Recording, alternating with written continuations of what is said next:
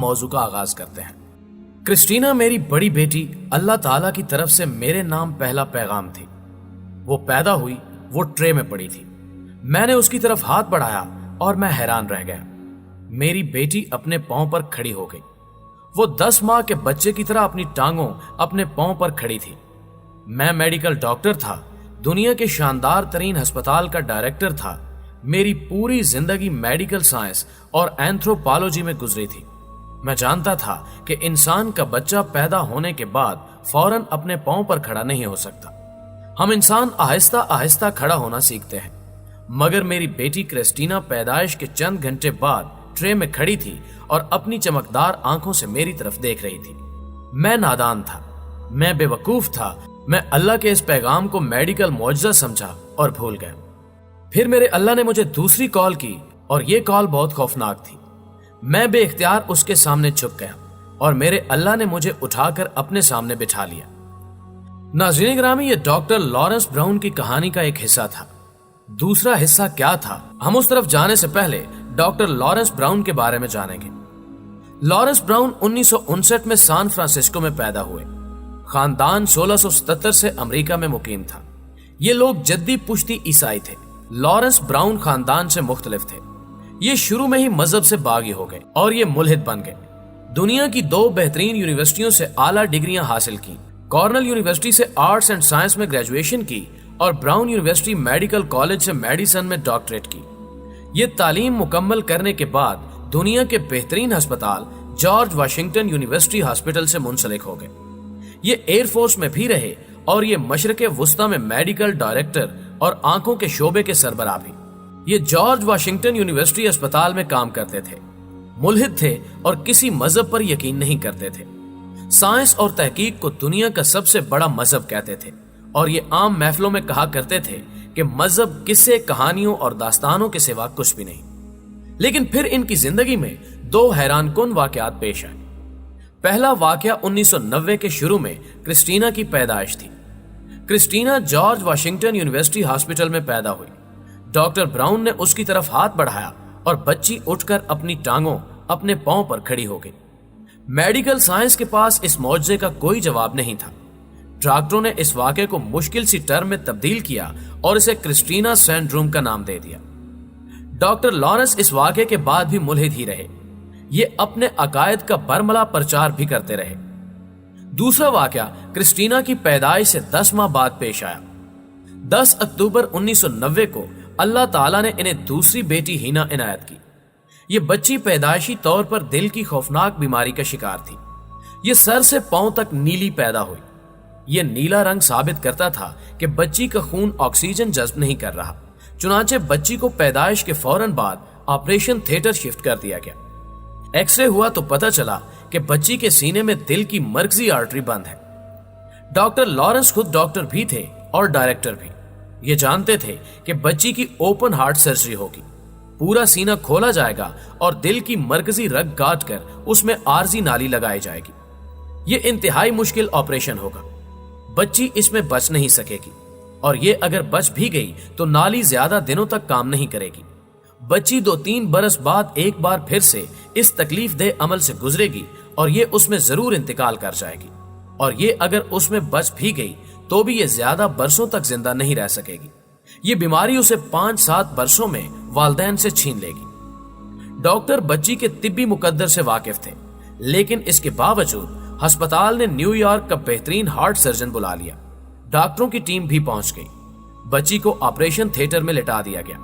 Surgeon آلات سیدھے کرنے لگے اور ڈاکٹر لارنس پریشانی کے عالم میں آپریشن تھیٹر سے نکلے اور بے چینی سے کوریڈور میں ٹہلنے لگے۔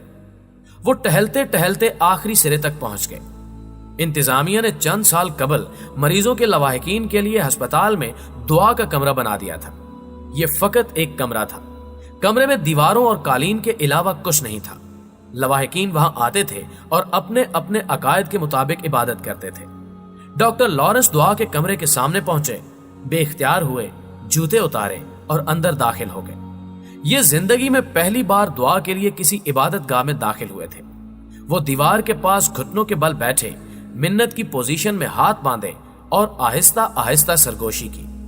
اے خدا، اگر تم ہو तो प्लीज मेरी मदद करो, मुझे तुम्हारी मेहरबानी की जरूरत है। मैं तुमसे वादा करता हूं कि अगर मेरी बेटी बच गई, ये अगर सेहतमंद हो गई, तो मैं वो मजहब इख्तियार कर लूंगा जो तुम्हें सबसे ज्यादा पसंद है। वो बार बार ये कह रहे थे और आंसू पहुंच रहे थे। नाज़रीन गिरामी, ये सारा अमल 15 मिनट पर मुहित था। वो 15 मिनट बाद ऑपरेशन थिएटर में पहुंचे और हैरान रह गए। सर्जन एक कोने में परेशान खड़ा था और ऑपरेशन की टीम हैरत से एक दूसरे को देख रही थी, जबकि बच्ची अपना अंगूठा मुंह में देकर चमकदार नीली आंखों के साथ कभी दाएं देख रही थी और कभी बाएं। हीना ऑपरेशन और दवा के बगैर अचानक ठीक हो गई थी। बच्ची का दोबारा एक्सरे हुआ। पहला और दूसरा एक्सरे एक दूसरे के साथ रखा गया। डॉक्टरों की चीख निकल गई। दोनों एक्सरे एक दूसरे से मुख्तलिफ थे। पहला इंतहाई बीमार बच्ची का एक्सरे था, जबकि दूसरा एक मुकम्मल और सेहतमंद बच्ची का एक्सरे था। डॉक्टर्स हैरान थे। वो इस मौजज़े की वजह जानना चाहते थे, लेकिन डॉक्टर लॉरेंस ब्राउन वजह भी जानते थे और मौजज़े की हकीकत भी। बच्ची चंद दिन मजीद अस्पताल रही और डॉक्टर लॉरेंस ब्राउन के साथ घर आ गई। नाज़रीन गिरामी, ये बच्ची इस वक्त मेडिकल डॉक्टर है और मुकम्मल सेहतमंद और शानदार जिंदगी गुजार रही है। डॉक्टर लॉरेंस ब्राउन को हीना के मुआवजे ने यकीन दिला दिया कि खुदा भी मौजूद है और ये इंसानों को मुआवजे भी दिखाता है। डॉक्टर को अपना वादा भी याद था। चुनांचे ये अल्लाह के पसंदीदा तरीन मजहब की तलाश में निकल खड़े हुए।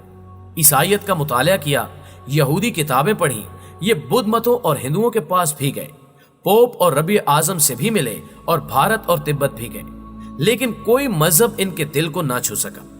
ये इंतहाई पढ़े लिखे और वसीओ मुतालिया शख्स थे। दुनिया की 2 बड़ी यूनिवर्सिटियों से फारिगुल तहसील थे, 4 किताबों के मुसन्निफ थे और मेडिकल यूनिवर्सिटी के डायरेक्टर थे। चुनांचे ये हर वक्त लातादाद सवालों से लोडेड रहते थे। रब्बी आजम और पोप तक के पास इनके सवालों का तसल्ली बख्श जवाब नहीं था। ये घूमते घूमते तंग आ गए और चलते चलते एक दिन अचानक एक छोटी सी मस्जिद में दाखिल हो गए। बस मस्जिद की दहलीज पार करने की देर थी और उनकी रूह में एक छोटा सा चिराग जल उठा। ये मस्जिद की दीवार चूमकर वापस आ गए। कुरान मजीद का अंग्रेजी तर्जमा खरीदा, पढ़ना शुरू किया और फिर रूह रोशन होती चली गई। ये कुरान मजीद के साथ साथ तौरात और इंजील का मुतालिया भी करते जा रहे थे। कुरान मजीद मुकम्मल हुआ तो पता चला कि इस्लाम ही वो मिसिंग लिंक था जिसे ये 4 साल से तलाश कर रहे थे। ये इसके बाद सीरत उन नबी की तरफ भी मुतवज्जो हुए। सीरत की किताबें पढ़ी और फिर अंदर नूर ही नूर जमा हो गया। डॉक्टर लॉरेंस ब्राउन को हिदायत मिली और ये 1994 में मुसलमान हो गए। ये अब मरीजों का इलाज करते हैं, इस्लाम का मुतालिया करते हैं, नमाज पढ़ते हैं और तबलीग फरमाते हैं। ये 6 किताबें तहरीर कर चुके हैं। उनका एक नॉवेल दुनिया की बेस्ट सेलर किताबों में शामिल है। ये नॉवेल चर्च की तारीख, मजहब और रूहानियत का खूबसूरत इम्तिजाज है। डॉक्टर मुख्तलिफ रसायल और अखबारात में भी लिखते हैं और इस्लाम पर लेक्चर भी देते हैं। अल्लाह ताला ने इनकी जुबान में बेतहाशा तासीर रखी है। आप अगर इन्हें सुनना शुरू कर दें तो आप सुनते चले जाते हैं। ये अक्सर अपनी कहानी सुनाते हैं और फिर फरमाते हैं कि अल्लाह ताला इंसानों को 2 तरीकों से अपनी तरफ बुलाता है। ये पहले क्रिस्टीना जैसे मौजों से इंसान को हैरान करता है। इंसान अगर इस पैगाम को समझ जाए और ये अल्लाह के दर पर आ जाए तो सुभान अल्लाह, लेकिन ये अगर इस पैगाम को मुस्तरद कर दे तो फिर अल्लाह ताला उसे बुलाने के लिए हीना जैसी कॉल करता है। हम अगर ये भी सुन लें तो भी क्या बात है, हम पर हिदायत के दरवाजे खुल जाते हैं। लेकिन अगर हम ये कॉल भी मिस कर दें तो फिर अल्लाह ताला हमारे दिलों पर मोहर लगाकर दूसरे लोगों की तरफ मुतवज्जो हो जाता है। वो नए लोगों को तलाश करता है। चुनांचे आप जब भी अल्लाह की पहली कॉल सुने, आप उसी वक्त दौड़कर उसकी तरफ निकल जाएं। क्यों? क्योंकि आप अल्लाह की दूसरी कॉल को बर्दाश्त नहीं कर सकेंगे। आपको फिर अपने बच्चे ऑपरेशन थिएटर में छोड़कर उसकी तरफ दौड़ना पड़ेगा। नाज़रीन गिरामी, मैं जब भी डॉक्टर लॉरेंस ब्राउन जैसे लोगों को सुनता हूं और फिर अपने आप को देखता हूं तो हमेशा मेरे दिल से आवाज आती है कि अल्लाह ताला ने इस्लाम डॉक्टर लॉरेंस ब्राउन जैसे अजीम लोगों के लिए उतारा था।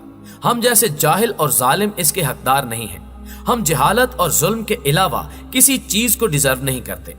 शायद इस्लाम हमारे जैसे जाहिलों के लिए नहीं था, हम इसके काबिल ही नहीं थे।